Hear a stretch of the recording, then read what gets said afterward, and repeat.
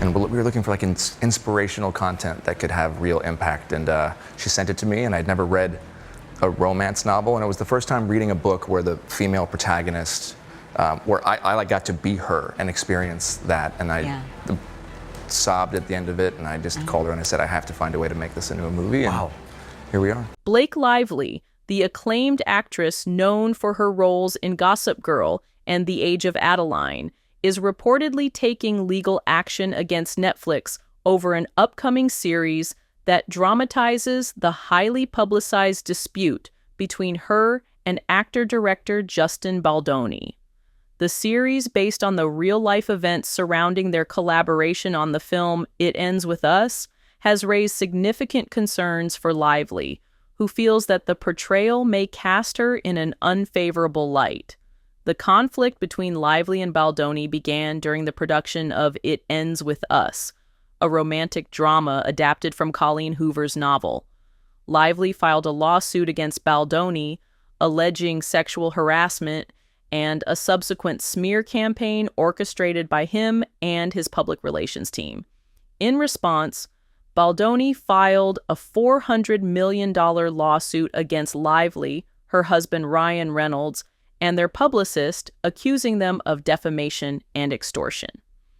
The legal battle has attracted widespread media attention, with both parties releasing statements and evidence to support their claims.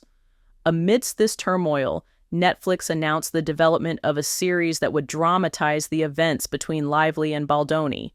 The project has reportedly been in the works for several months, with casting and production details yet to be disclosed.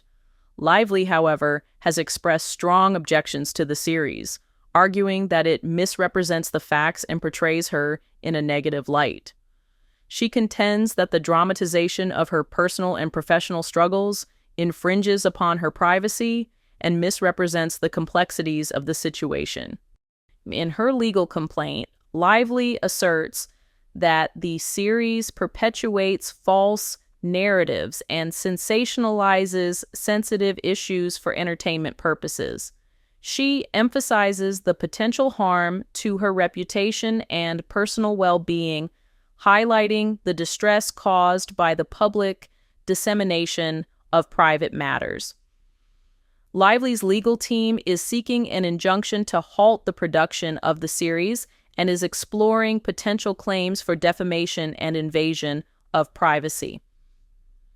The case has sparked a broader conversation about the ethics. Show it how valuable it is. So she does that with Atlas. She does that with, I imagine to an extent she did it with her father. I mean, she does it with her mother. She does it with herself. She does it with Ryle. She does it with her flower shop.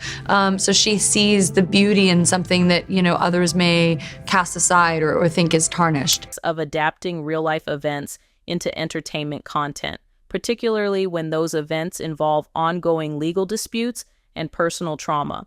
Critics argue that such portrayals can exploit individuals' experiences for profit, raising questions about the responsibilities of content creators and distributors in handling sensitive subject matter.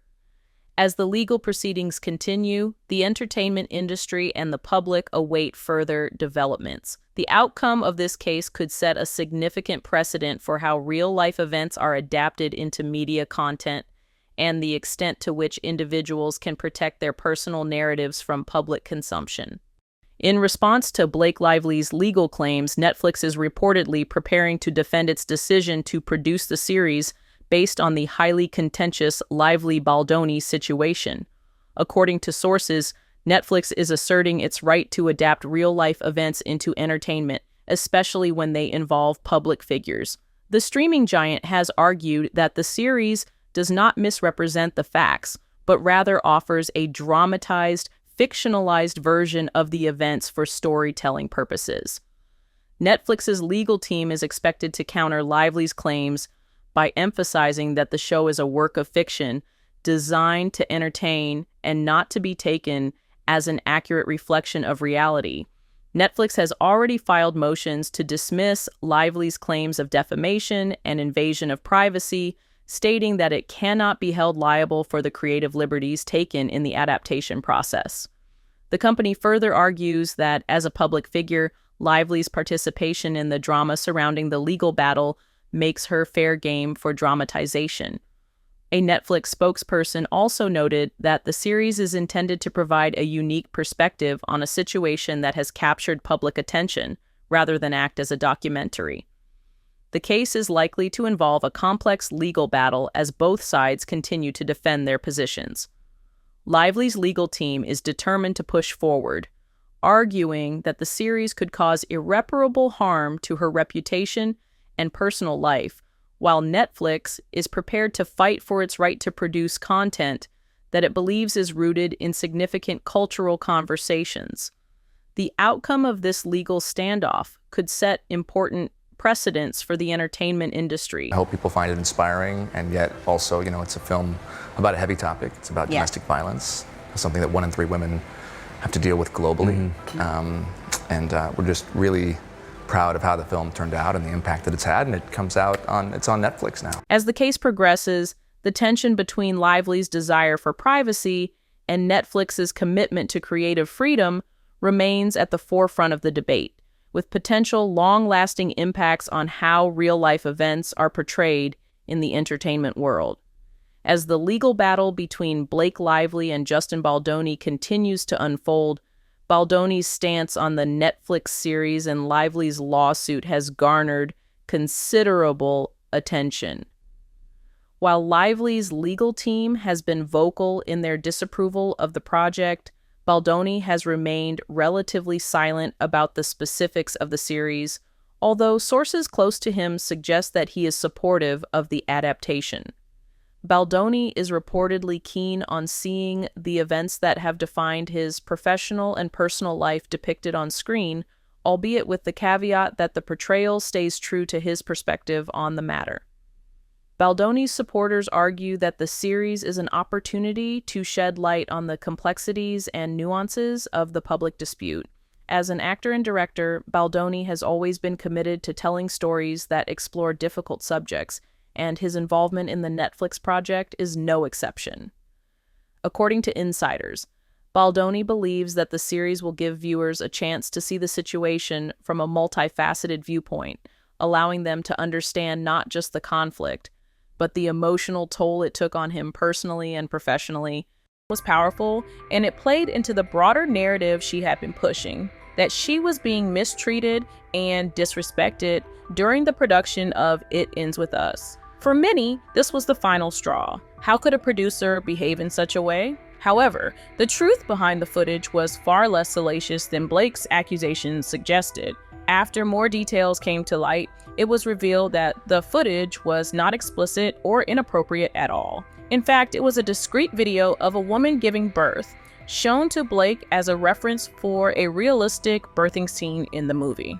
The footage, while intimate, was meant to help the cast and crew understand the physical and emotional dynamics of childbirth for an upcoming scene in the script. Those who had seen the footage described it as artistic and in no way pornographic. Here's this name of this writer that cut through. That was interesting to me because in older generations, everybody was listening to the same radio shows, watching the same 30 channels.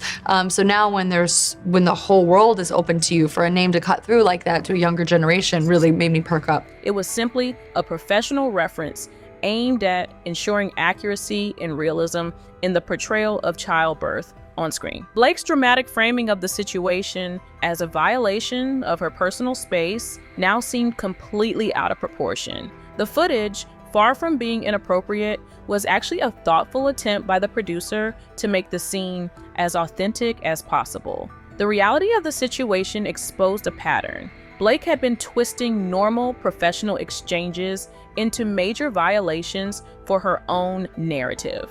And as more of these revelations surfaced, it became harder to ignore the discrepancies in her version of events. As Blake Lively's behavior on set continued to raise eyebrows, it became clear that her involvement in It Ends With Us wasn't just about acting. Behind the scenes, there were growing allegations that Blake wasn't content with simply portraying her character. She was trying to seize control of the entire creative process. insiders began to whisper about her attempts to dictate the direction of the film, pushing for changes that went well beyond her role as an actress. Blake reportedly demanded the final cut of the movie, a request that would have given her unprecedented control over the final product. For an actor, this was an unusual move, especially considering that the film's writer and director, Justin Baldoni, had been deeply involved in shaping the project from the very beginning. Blake didn't stop at requesting the final cut. She allegedly